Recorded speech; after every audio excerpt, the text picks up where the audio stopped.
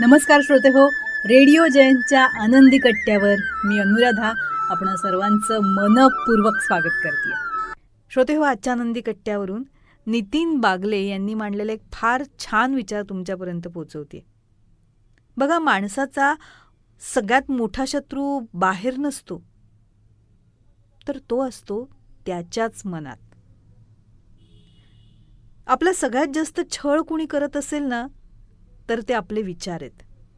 कारण इतरांनी दिलेल्या जखमा कालांतरानं भरून निघतात, पण आपल्याच मनानं उकरून काढलेल्या जखमा पुन्हा पुन्हा रक्तबंबाळ होत असतात. आता विचार हे वरदानसुद्धा आहे आणि शापसुद्धा. बघा, योग्य विचार माणसाला शिखरावर पोचवतात आणि नकारात्मक विचार हे त्याला स्वतःच्याच मनाच्या तुरुंगात कैद करून ठेवतात.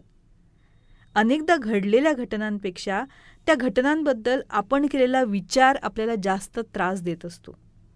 एखाद्यानं आपला अपमान केला असेल, आपल्याला फसवलं असेल किंवा आपल्याला कमी लेखलं असेल, तर त्या घटनेचा परिणाम काही क्षणांचा असतो, पण त्याचा विचार तो मात्र आपण दिवसेंदिवस महिनोन्महिने करत राहतो आणि मग त्या वेदनेला आपणच आयुष्यभराचं रूप देतो. सगळ्यात मोठा डाव कोण खेळतं माहिती आहे?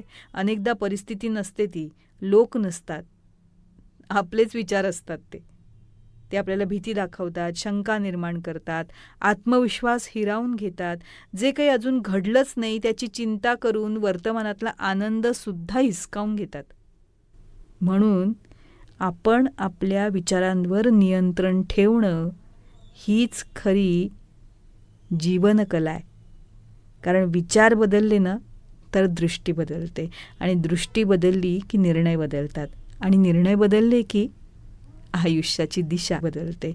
म्हणूनच आपण सगळ्यांनी लक्षात ठेवायला हवं, जगातली प्रत्येक लढाई जिंकण्यापूर्वी माणसाला स्वतःच्या मनातल्या नकारात्मक विचारांवर विजय हा मिळवावाच लागतो. पटतंय ना? हा होता आनंदी कट्ट्यावरचा आजचा सुंदर विचार. तुम्हाला तो कसा वाटला याविषयीची तुमची कमेंट बॉक्समध्ये नक्की लिहा. आणि त्याचबरोबर रेडिओ जयंतचे दर्जेदार कार्यक्रम ऐकण्यासाठी रेडिओ जयंत लाईक करा, शेअर करा आणि सबस्क्राईब करा.